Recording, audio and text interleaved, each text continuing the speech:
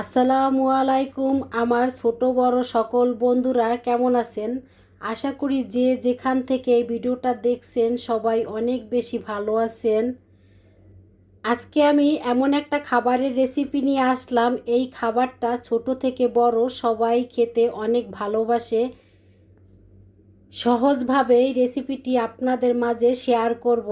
তাই meat box বানানোর জন্য প্রথমে আমি আলুটাকে বয়েল করে নিব। তাই এখানে আমি পাতিলাতে পানি দিয়েছি আর পানিটা টকবক করে ফুটে উঠেছে। দিয়ে দিলাম এখানে পরিমাণ মতন লবণ। এখন ধুয়ে রাখা আলুটাকে আমি দিয়ে দিলাম আর আলুটাকে আমি এক সাইজ করে কেটে নিয়েছি, সেটা তো দেখতেই পাচ্ছেন। এখন আমি একটু নেড়েচেড়ে দিচ্ছি। আশা করি আজকের রেসিপিটি আপনাদের কাছে একটু হলেও ভালো লাগবে। আর যদি রেসিপিটি ভালো লেগে থাকে তাহলে একটা লাইক দিয়ে দিবেন। আশা করি একটা লাইক দিতে ভুল করবেন না। আলুটাকে আমি হালকা সিদ্ধ করে পানি ঝরিয়ে এক সাইড করে রেখে দিয়েছি।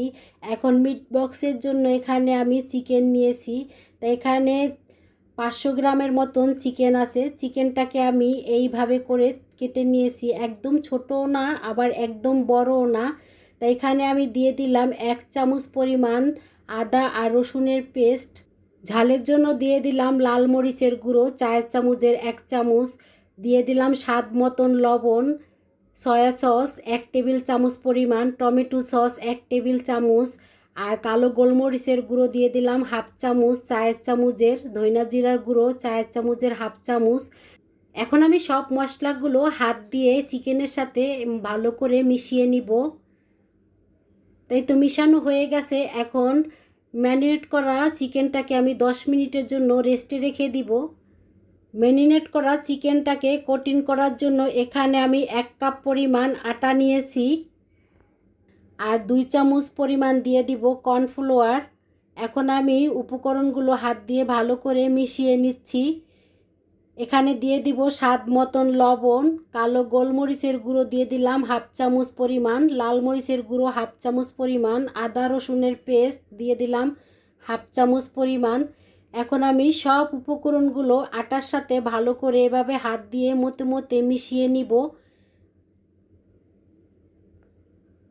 তা ভালো করে মিশানো হয়ে গেছে। এখন আমি অল্প অল্প করে পানি দিব আর দিয়ে এভাবে হাত দিয়ে ভালো করে মতে নিব।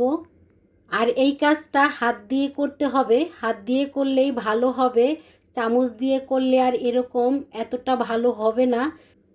হয়ে গেছে, এক সাইড করে রেখে দিয়েছি।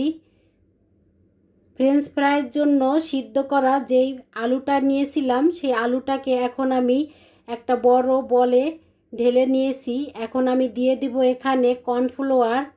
তা 4 চামচের 2 চামচ পরিমাণ আমি কর্নফ্লাওয়ার দিয়েছি। এখন আমি কালো গোলমরিচের গুঁড়ো দিয়ে দিলাম হাফ চামচ আর স্বাদ মতন লবণ দিয়ে দিচ্ছি। এখন আমি সব উপকরণগুলো এভাবে হাত দিয়ে ভালো করে মিশিয়ে নিব। এই কাজটা হাতের পরিবর্তে আপনারা চামচ দিয়েও করে নিতে পারেন। তাই তো হয়ে গেছে, এক সাইড করে রেখে দিলাম। এখন ভাজার জন্য আমি ফ্রাই প্যানে দিয়ে দিলাম পর্যাপ্ত পরিমাণ সাদা তেল আর তেলটা অফ ক্যামেরায় দিয়েছি, গরম হয়ে গেছে। এখন আমি দিয়ে দিচ্ছি। তাই এখানে সম্পূর্ণ ফ্রেঞ্চ ফ্রাই ভাজার জন্য দিয়ে দিলাম, এখানে একবারই ভেজে নিব, এজন্য পরিমাণে একটু বেশি হয়ে গেছে। মিট বক্স যেই পরিমাণ বানাবেন সেই পরিমাণে একটা আন্দাজ রেখে এখানে ফ্রেঞ্চ ফ্রাইটা ভেজে নেবেন। আমি এখানে চিকেনের পরিমাণ বেশি নিয়েছি, এই জন্য এখানে আমি আলুটাও বেশি করে দিয়েছি। আর এই খাবারটা দোকান থেকে কিনে খেলে কিন্তু দেখা যায় আলুটাই বেশি থাকে চিকেনের থেকে। যারা খেয়েছেন তারা তো জানেন। আর দাম যে নেয়, আর এই খাবারটা কিন্তু বাসায় বানিয়ে খেলে অতটা খরচ হয় না। এখানে আমি হাফ কেজি মাংস দিয়ে আমরা 4 জনে একদম তৃপ্তি সহকারে খেয়েছি এই খাবারটা। আর যদি আমরা দোকান থেকে কিনে খেতাম এখানে আমার 1000 টাকার উপরে চলে যেত। এই তো ফ্রেঞ্চ ফ্রাইটা ভাজা হয়ে গেছে, খুব সুন্দর একটা কালার হয়েছে। এখন আমি তেলের থেকে উঠায় নিচ্ছি। ওই তেলেই এখন আমি দিয়ে দিব সসেস। তা সসেসটাকে আমি এখানে একটু বড় বড় করে কেটে নিয়েছি। আর সসেসটা বেশি সময় ধরে ভাজতে হবে না, যখন উপর সাইডটা একটু হালকা ক্রিস্পি হবে তখনই সসেসটাকে উঠায় নিতে হবে। এই তো ভাজা হয়ে গেছে আর ফুলে কিন্তু ডাবল হয়ে গেছে। তো এখন আমি তেলের থেকে সসেসটাকে উঠায় নিচ্ছি। সসেসগুলো তেলে ভাজার পরে অনেকটাই মোটা হয়ে গেছে। এখানে ফ্রেঞ্চ ফ্রাইয়ের চেয়েও সসেসটা অনেক মোটা হয়ে গেছে। তা আমি অফ ক্যামেরায় কিন্তু এই সসেসগুলোকে কেচি দিয়ে মাছ বরাবর কেটে নিয়েছি, সেক্ষেত্রে দেখতে অনেকটাই ভালো লাগবে। এখন আমি ম্যারিনেট করা চিকেনটাকে এভাবে হাত দিয়ে ভালো করে চিপে চিপে কোটিং করে নিব। এতে করে চিকেনের সব সাইড ভালো করে লেগে যাবে। চিকেনের উপর সাইডটা অনেক ক্রিস্পি হবে আর এই ক্রিস্পিটা অনেক সময় থাকবে। আর এটা যদি শুধু আমি আটা অথবা ময়দাতে একটু হালকা মাখিয়ে তারপর তেলে ভেজে নিতাম, সেটা কিন্তু খুব অল্পতেই ক্রিস্পিটা চলে যেত। তাই এই জন্য আমি এভাবে ভেজে নিয়েছি। তা আমার এই ভাজার রেসিপিটি যদি আপনাদের ভালো লাগে তাহলে আপনারা এভাবে ভেজে নিতে পারেন। চিকেন ভাজা হয়ে গেছে, উঠায় নিচ্ছি তেলের থেকে। এক এক করে আমি মিট বক্সের জন্য 3টা উপকরণই ভেজে নিয়েছি। তা ভাজা হয়ে গেছে, এক সাইড করে রেখে দিব। যার কারণে মিট বক্সটা খেতে এত বেশি মজা হয়, সেই সসটা এখন আমি বানিয়ে নিব। তা আজকে আমি যেইভাবে সসটা বানাচ্ছি এভাবে যদি আপনাদের ভালো লাগে একবার বাসায় ট্রাই করে দেখতে পারেন, হয়তো আমার মতন আপনাদেরও ভালো লেগে যেতে পারে। তা আমি যেই পরিমাণ এখানে মিট বক্সটা বানাবো সেই একটা আন্দাজ রেখে এখানে আমি দিয়ে দিলাম মেয়োনিজ আর পরিমাণ মতন টমেটো সস, আর ঝালের জন্য দিয়েছি চিলি ফ্লেক্স। এখানে 4 চামচের 1 চামচ পরিমাণ চিলি ফ্লেক্স দিয়েছি। এখন আমি সব উপকরণগুলো এভাবে আমি চামচের সাহায্যে ভালো করে মিশিয়ে নিব। ভালো করে মিশানো হয়ে গেছে, এক সাইড করে রেখে দিলাম। এখন আমি কড়াই দিয়ে দিলাম গ্যাসের চুলার উপরে আর দিয়ে দিলাম এখানে সরিষার তেল। কিমা করা পরিমাণ মতন আমি এখানে রসুন দিয়ে দিলাম। তা রসুনের থেকে যখন সুন্দর একটা ফ্লেভার আসবে, একদম আমি লালচে করে ভাজবো না, শুধু হালকা এইভাবে একটু নেড়ে চেড়ে নিব।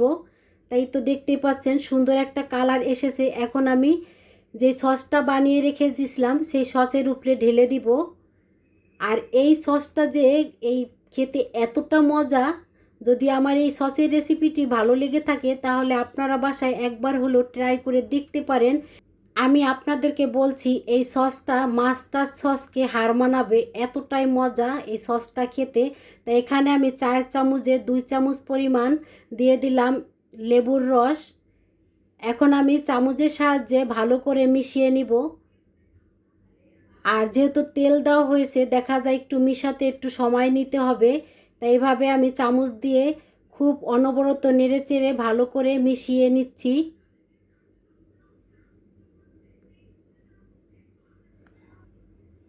তা ভালো করে মেশানো হয়ে গেছে, এখন আমি এটাকে এক সাইড করে রেখে দিব।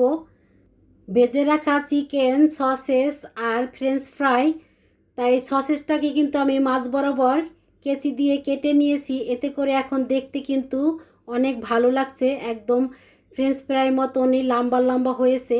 আর আমার কথা হচ্ছে বাসায় যে জিনিসটা খাবো নিজের মনের মতন করেই খাবো, সেটাকে নিয়ে কেন কিপটামি করবো। আর এই খাবারটা তো আর প্রতিদিন খাওয়া হয় না, দেখা যায় হয়তো মাসে একদিন, হয়তো 2 মাসে একদিন, হয়তো 15 দিন পরে একদিন। তা যেদিন খাবো একটু মনের মতন করে খেলে খাবারটা অনেক দিন মনে থাকবে। এটা আমার কথা, আপনাদের কাছে কি আমার কথাটা ভালো লাগছে কি না জানি না। এখন আমি সব সস এখানে ঢেলে দিয়েছি, এখন হাত দিয়ে আমি ভালো করে মিশিয়ে নিচ্ছি। তো এখানে হাতের পরিবর্তে আপনারা চামচ দিয়েও মিশিয়ে নিতে পারেন, তা আমি মনে করি হাত দিয়ে মিশালেই ভালো হয়। খাবারটা সার্ভ করার জন্য এখানে আমি একটা বাটিতে ঢেলে নিচ্ছি। তাই এই রেসিপির কোনো অংশ যদি আপনাদের কাছে ভালো লেগে থাকে তাহলে এই ছোট্ট চ্যানেলের পাশে একজন মিষ্টি সদস্য হয়ে থেকে যেতে পারেন। তা আজকের মতন এই পর্যন্ত, আবার দেখা হবে নতুন একটা রেসিপিতে। সেই পর্যন্ত আল্লাহ হাফেজ, আসসালামু আলাইকুম।